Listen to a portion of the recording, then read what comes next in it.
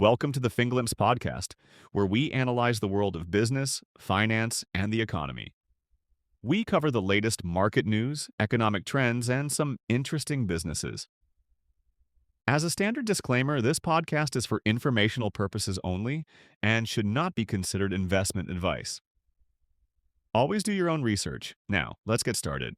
Imagine a company that started way back before electric lights, publishing books with quill pens. How does a giant like that, John Wiley Sons, over 200 years old, stay relevant, even thrive in today's, hyper-digital world? That's exactly the question, isn't it? And this deep dive, well, we're going to pull back the curtain on John Wiley Sons, Inc. Most people just call them Wiley. We'll look at how they're navigating these huge challenges, things like AI, global economic wobbles, all while trying to stick to that original mission, unlocking human potential. Yeah, and we've got their latest annual report here. It's not just numbers. It feels more like a roadmap for how they're trying to reinvent themselves.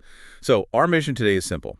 Pull out the key insights, the really important stuff from this pretty dense report, and give you, our listener, a shortcut to understanding this fascinating company caught between, tradition and the cutting edge.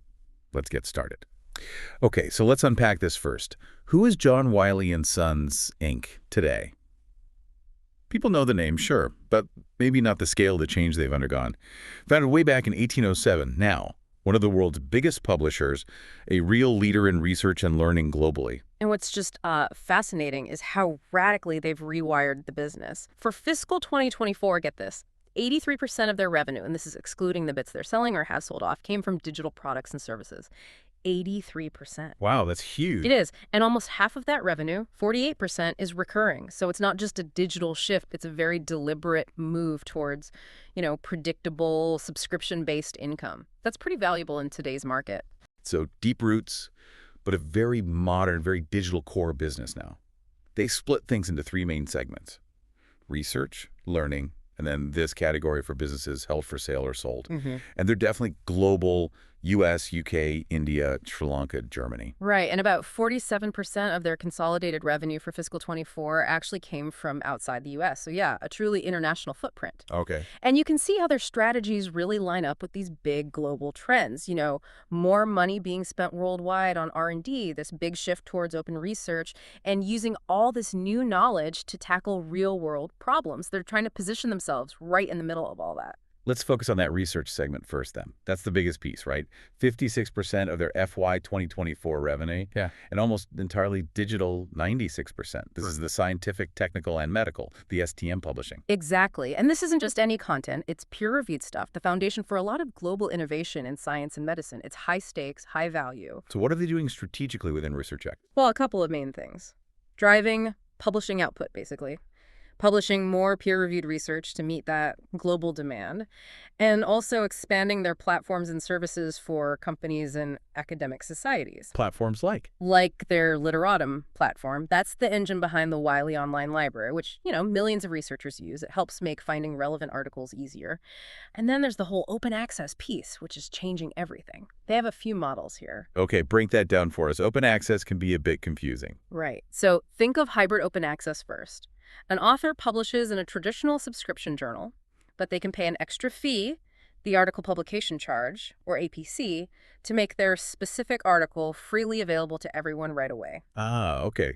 So the journal itself is still subscription-based mostly, but individual articles can be opened up. Precisely. Then you have gold open access journals. These are journals where everything published is immediately free to read online. The cost is covered entirely by the APC paid by the author or their institution before publication. Got it. Pay to publish, free to read. Exactly. And then there are the transformational agreements. These are often called read and publish deals. Institutions, like universities, pay Wiley a single fee. That fee covers access for their researchers to read all of Wiley's journals, and it covers the APCs for their researchers to publish articles as open access in those journals. That sounds like a big deal, a way to shift the whole system. It really is. Yeah. It's designed to accelerate that transition to open access globally while still, maintaining some subscription revenue during the shift. It's quite clever. And beyond that, they also make money from things like licensing, selling access to their back catalogs of older journals, and publishing the Cochrane Library, which is a really important resource for evidence-based medicine. It's pretty amazing how they're trying to reshape that research landscape. Okay, let's switch gears to the learning segment. This feels like a different kind of challenge, moving beyond the traditional textbook world. Yeah, it definitely is. The learning segment covers their academic and professional lines. And the strategy here is all about scaling up valuable digital content, things like courseware and assessments, while, let's face it, managing the decline in print sales. Can you give us some examples of that digital courseware? Sure. Wiley POS is a big one. It's an online platform that integrates their digital textbooks with teaching and learning tools. Then there's ZZ Books, which is more focused on interactive, hands-on learning, especially in subjects like computer science and engineering, lots of simulations, embedded labs, that sort of thing, trying to make learning more active. Right, moving beyond just reading.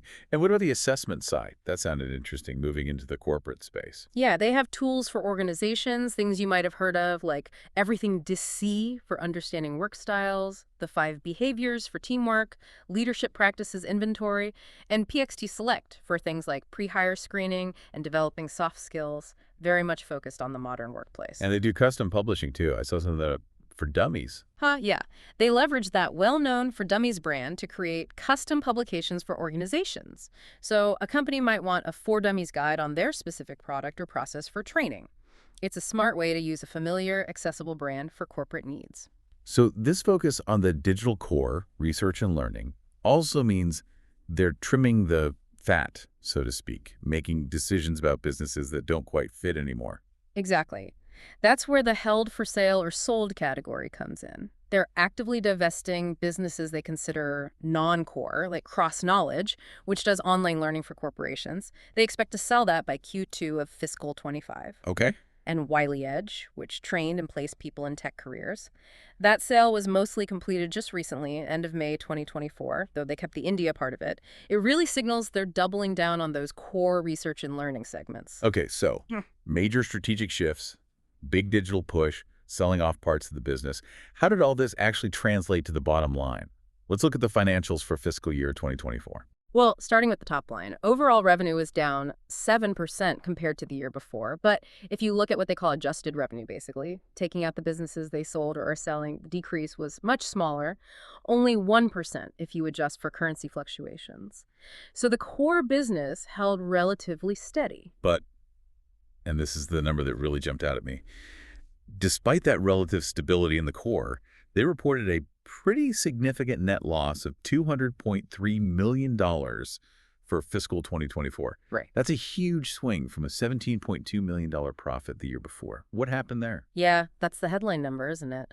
Digging in, operating expenses actually went down 2% overall, partly because of lower employee costs from restructuring. But again, if you just look at the core continuing businesses, those expenses increased by 1% after currency adjustments, showing they are still investing there. Okay. Interest expense also went up, mainly because of higher interest rates, which, is affecting a lot of companies right now. But the big driver of that net loss comes down to impairments. Right. The report mentions $108.4 million in goodwill impairment charges in FY 2024. That's even higher than the $99.8 million in FY 2023.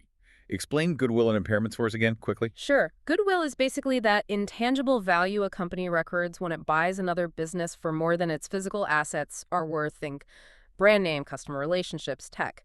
An impairment charge is when the company decides that intangible value has decreased, that the asset isn't worth what it's carrying it for on the book, so they have to write it down. It's an accounting loss. So these large write-downs, almost $109 million. What specific parts of the business were hit? It sounds like those past education acquisitions weren't panning out as hoped. That's exactly it. It ties directly back to that strategic review of the non-core education businesses they decided to sell. The impairments hit specific units hard. University Services, which helps universities run online degree programs, had an $11.4 million impairment charge. The reasons cited were tough market conditions, headwinds for online degrees generally, falling enrollments, pricing pressure. They ended up selling that business in January 2024, and the total loss on that sale, pre-tax, was $107 million. Wow. Okay. Then CrossKnowledge, the corporate e-learning business they're selling, took a $15.3 million impairment because of lower demand and sales. And the biggest one was Wiley Edge, the tech talent placement business. That had a huge $81.7 million impairment. Why so large for Wiley Edge? The report points to changes in its estimated fair value during the selling process, changes in what they expected to get for it, and also a drop in placements in the third quarter of fiscal 24. So that sale, finalized May 31st mostly, came after this significant write-down. That $200 million net loss, really, it's the financial echo of these tough strategic decisions to shed those assets that weren't performing or didn't fit the future vision. And selling off businesses isn't risk-free either, is it? The report mentions potential disruption, management distraction, losing key people. Absolutely. Divestitures are complex, and there can be lingering issues or liabilities even after a sale. It's definitely a tricky process to manage alongside running the core business. Despite that big net loss, though, they seem committed to shareholders. Yes, they continued paying their quarterly cash dividend, $1.40 per share for the full fiscal year 24. And they still have authorization remaining on their share buyback program, about $117 million left. It suggests the board has confidence in the longer-term path, even with these short-term hits. And liquidity. Cash on hand. They had $99.4 million in cash and equivalents at the end of April 2024. Interestingly, the report notes most of that cash is held outside the U.S. Okay, so shifting from the financials, let's connect this all to the bigger picture. It sounds like Wiley is operating in a really complex risk environment right now. Oh, absolutely. It goes way beyond just the number. Technology seems like a huge one. Mm-hmm. The report specifically calls out AI machine learning, large language models, generative AI. How does that pose a risk? Well, it's multifaceted, really. AI could spawn new competitors, maybe offer ways to generate or summarize content that cannibalizes their existing products. Plus, there's a whole evolving legal and regulatory landscape around AI, concerns about copyright, bias, accuracy. Governments are scrambling to figure it out. Right. The report mentions joint statements from U.S. agencies, the EU AI Act. Keeping up must be a challenge. Definitely. And protecting their own intellectual property, all that valuable content and their trademarks, becomes even more critical and potentially more difficult in the age of AI. If they can't protect it effectively, that's a major business risk. And beyond just AI, there's the broader trend. People want digital content, often expect it to be cheaper, which puts pressure on pricing. And the textbook market still has that used in rental pressure, right? Yeah, that efficient secondary market for textbooks definitely continues to eat into new print sales. It's an ongoing challenge for the learning segment particularly. Okay, what about operational or global risks? Talent is a big one. Like any knowledge company, they depend on their key people, their leaders, their experts. Attracting and keeping them in a competitive market requires, competitive compensation and a good work environment. And the restructuring itself carries risks. Yes, any big transformation effort does. There could be delays. It could impact employee morale if not handled well. They also mention risks related to outsourcing some functions, making sure those third-party providers deliver as expected. And globally, well, the world is complex. They mention instability in places like Sri Lanka, their past operations in Russia, plus broader things like U.S.-China tensions, the war in Ukraine. It all adds layers of operational difficulty. And then the financial and regulatory exposures. You mentioned currency earlier. Right. Foreign exchange is a factor. Fiscal 24 revenue was about 53% U.S. dollars, 27% British pounds, 11% euro, 9% other currencies. So fluctuations matter. They use derivatives like interest rate swaps to manage interest rate risk. What about customer risk? There's some concentration. Journal subscription agents handle about 16% of their total revenue, so that's a key channel. And they rely on large book resellers, too. So if any of those major partners had financial trouble, it could impact Wiley. And regulatory risks beyond AI. Open access mandates. Yeah, that's a big one for the research segment. Governments and funding agencies increasingly mandate that research that they fund must be made openly accessible. There are different flavors: green open access, archiving manuscripts, versus gold open access, paying APCs. But the overall trend puts pressure on traditional subscription revenues. Plus taxes, compliance, the usual suspects for a global company. Exactly. Things like OECD minimum tax rules, EU directives, U.S. tax changes, they constantly need to adapt. And of course, complying with Sarbanes-Oxley rules about internal financial controls is crucial for any public company. It sounds like managing all this requires a pretty solid operational foundation. It really does. And they seem focused on that. They talk about their global work model, this blend of flexible remote work and focused in-person collaboration. It's about employee well-being, innovation, but also probably optimizing their office space. Which ties into their environmental strategy too, right? Promoting digital, reducing your physical footprint. Exactly. Sustainable publishing practices, using resources efficiently, pushing digital products, which inherently have less environmental impact than print and shipping. It's all part of that picture. Reducing office space helps too, of course. Makes sense. I think about my own overflowing bookshelves sometimes. Carrying a whole library on a tablet is definitely lighter on the back and the planet. True. And underpinning all of this, especially the digital side, has to be cybersecurity. They mention following the NIST cybersecurity framework, having board oversight through the audit committee, regular updates from their CISO, employee training with things like phishing tests, using outside experts. In today's world, protecting their data and systems is absolutely fundamental. So putting it all together, what we've really seen today is this legacy company, over 2 centuries old, actively wrestling with the modern digital world. From the complexities of open access and research to AI threats, cyber risks, big divestitures, it's a real case study in corporate evolution. Absolutely. And it brings us back to that core mission, unlocking human potential through knowledge. Which leads to a fascinating question, I think. Given all these challenges, the history, the cutting-edge risks, how will their way of empowering knowledge seekers need to change next as the world keeps shifting? And maybe more profoundly, what does Wiley's journey tell us about the future of information itself? How we create it, how we access it, how we value it, how we pay for it. That's a really powerful thought to end on. It makes you wonder how these shifts we see so clearly in publishing might be playing out, maybe more quietly, in all sorts of other industries around us. Definitely something to think about. Thanks for joining us on this deep dive. That's all for this episode of the FinGlimpse podcast. If you found our discussion insightful, please consider subscribing and leaving a review. We'd love to hear your thoughts and suggestions for future topics. Until next time, stay informed and make smart decisions. Goodbye.